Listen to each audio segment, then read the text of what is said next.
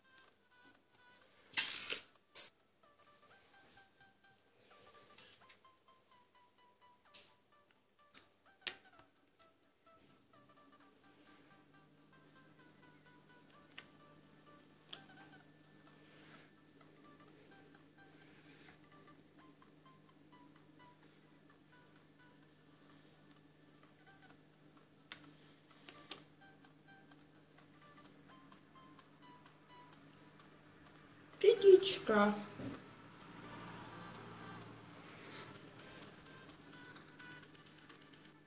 Je malý strom. A tady velký strom. Jdu se tam kouknout. Jsem skoro tam. Stůj. Co? A proč? Protože tam jsou zombie a sám je nevzládneš. Aha. Ale přeci mám Iron Chestplate a Iron Meč. Víš co, budem tam až potom. On teď počkat, kdo jsi? Já tě vůbec neznám. Já jsem Jack. Kdo jsi ty? Víš, já trochu nevím. Aha, pojď. Máš to sedlo? Jak to víš? To jsem ti dal já. Jsi jeden z vyvolených. Cože? Hej, kam to jdeš? Pojď za mnou, něco ti ukážu. A co mi ukážeš? No vlastně nic. Jenom, počkej, máš to sedlo? Jo? No tak v tom případě jdeme chytit toho koně. No pojď. Jo, ovce. No, ta ovce odešla. Tady je ten kůň. Máš to sedlo? Jestli jo, tak jo, dej. Tak, máš to sedlo? Jo, dík. Tak a teď jdeme na toho koně. Tak a je to tam. Tak a jedeme. Bacha Míška, šli nám, jo, pojď. Že to jdeme? Už jsme tady. Aha, tak a teď pokácej ten strom. A čím jako? No čímkoliv přece.